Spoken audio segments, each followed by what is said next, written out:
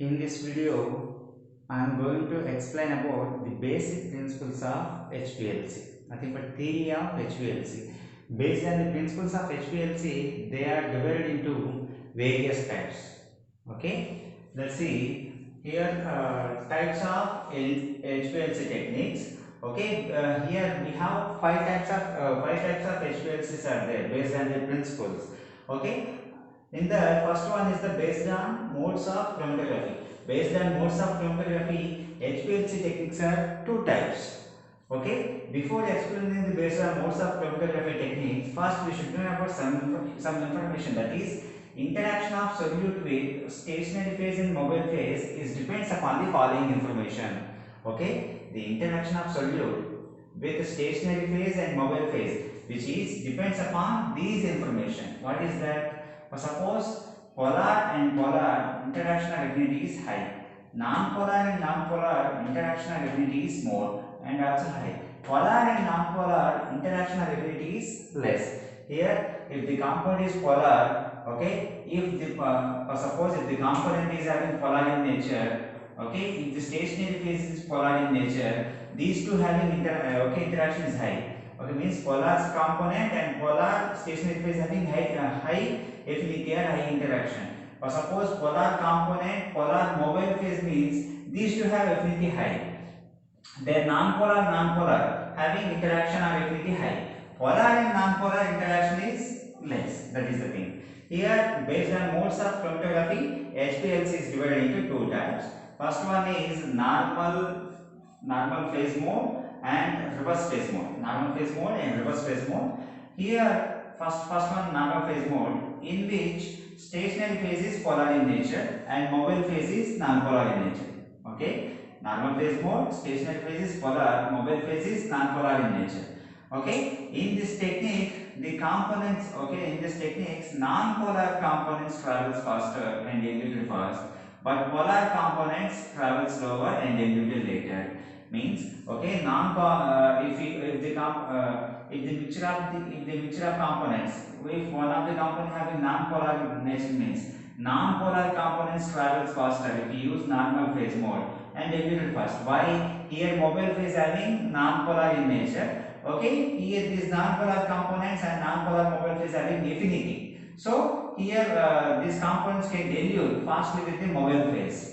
Then on the other hand, polar components travel slower and elute later. Why these are traveling very slower? Here this polar components and stationary phase nature is polar. So here these two have interactions affinity high. Then here this polar compounds retain in the column more time as compared to non-polar, because these two polar and polar in nature. This technique is not widely used. Normal phase mode HPLC is not widely used because most of the compounds are in the nature are polar in nature. Hence, these components retain more time in the column because polar affinity between stationary phase and components. This technique is normal phase mode HPLC is not widely used because most of the compounds which are available in the nature are polar in nature. Okay, polar in nature. Then these compounds, if most of the compounds are polar, if you use normal phase HPLC, what will happen? Most of the components retain on the column because here this polar component stationary phase is polar, then polar affinity between stationary phase and components. Then we should get actually we should get early peaks early. Okay, separation should be occur very as early as possible, like that. Okay, it should not take more time. Normal phase mode. Then reverse phase mode, second technique.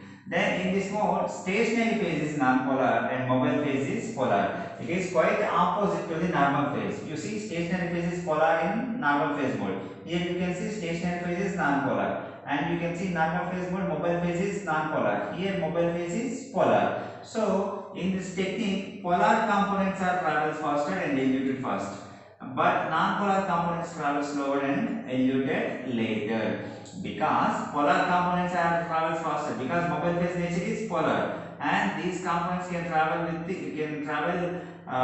with faster. Okay, because it is having more affinity towards the mobile phase. This can elute with the mobile phase, but non-polar components travel slower and eluted later because it is having affinity towards stationary phase.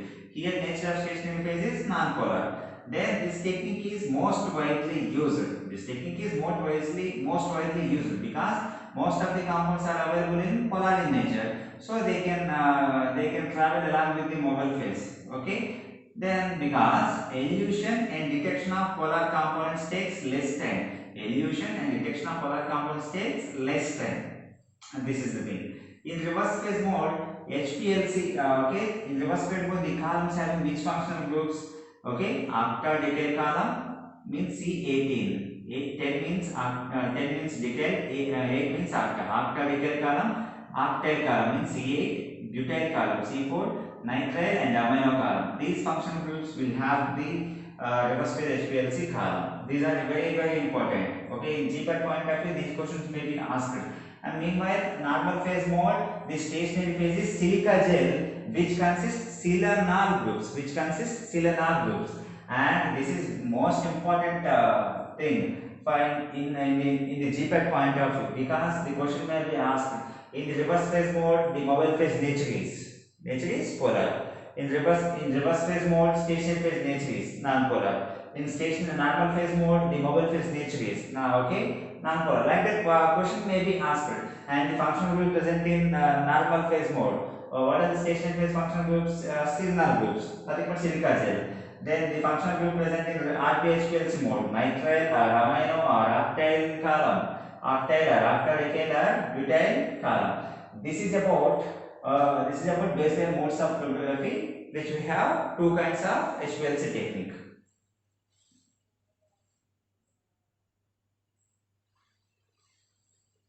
And second one is based on elution technique. HPLC is divided into two types based on elution technique. What are those? Isoclitic HPLC and gradient HPLC. Here iso name itself indicating similar. What is the similar in this? In which same mobile phase combination with same polarity or same elution strength is maintained throughout the separation. Separation means the mobile phase combination, whatever we are using, having the same polarity or same elution strength, which is maintained throughout the separation process. Then gradient HPLC, in which the polarity strength of mobile phase combination is gradually increased. In gradient, what will happen? Here mobile phase strength is gradually increasing in the gradient HPLC, but in isoclitic HPLC, mobile phase polarity is having similar. For suppose, for better understanding purpose, you take one example for isoclitic HPLC. Here A and B, these two, A is the one of the solvent and B is the another solvent. Here you can see in isoclitic mode what is happening. Here A solvent may have high polar, or B solvent may also have high polar. Here both the solvent having same strength, high polar in nature. We may use like that, or sometimes, in another case, A polar may have non-polar in nature, or A solvent may have non-polar, or B solvent may have non-polar in nature. In this case also, same kind of strength is maintained throughout the separation, in same polarity strength. This is about isoclitic. And what about gradient? Gradually polarity has been increasing now. Then you see here, for example, A plus B plus C. These are three kinds of solvents we are using as a mobile phase in HPLC. Then you see in gradient HPLC, A having low polarity in nature, B may have medium polarity, and C may have high polarity. You can see low polarity, medium polarity, high polarity, and we use the ratio like this. Mixture of mobile phase having polarity is gradually increasing. That is happening in gradient HPLC. Okay. Here most of the time gradient HPLC is preferred for separation of components in HPLC, which is why we use gradient HPLC.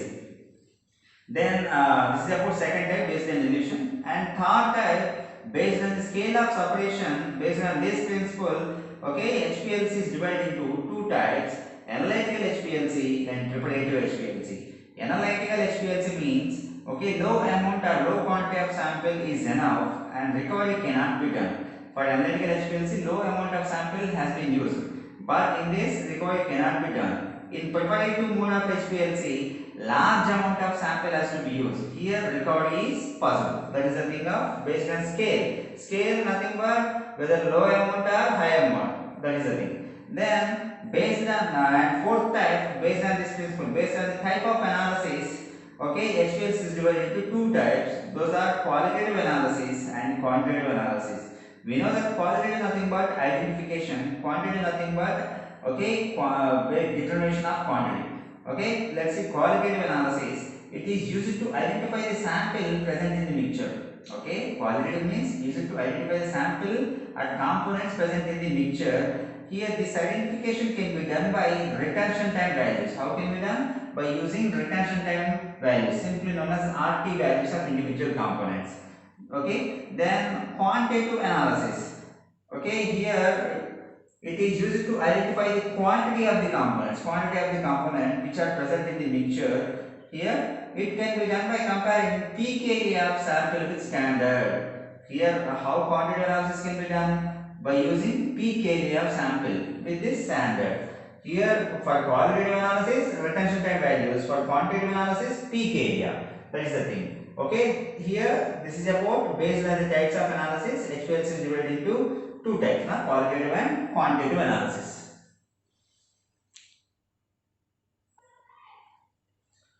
And the last one is based on the principle of separation. Based on the principle of separation, HPLC techniques are divided into four types. What are those? Adsorption chromatography, ion exchange chromatography, size exclusion or gel permeation chromatography, and Chiral chromatography. Okay, let's see one by one. Adsorption chromatography.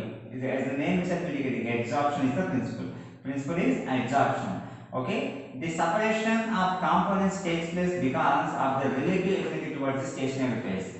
We know that in adsorption chromatography, separation of component takes place because of the relative affinity of the component towards stationary phase. And second one, ion exchange chromatography. Ions are exchanging. Okay, here the principle of ion exchange chromatography is reversible exchange of functional groups. Reversible exchange of functional groups, in which ion exchange resin has to be used for separating the mixture of similar charged ions. Okay, what we are using? Ion exchange resins we are using for the separation of similar charged ions. Nothing but here cation exchange resin used for separation of cations. Cation exchange resin used for separation of cations. Anion exchange resin is used for separation of anions.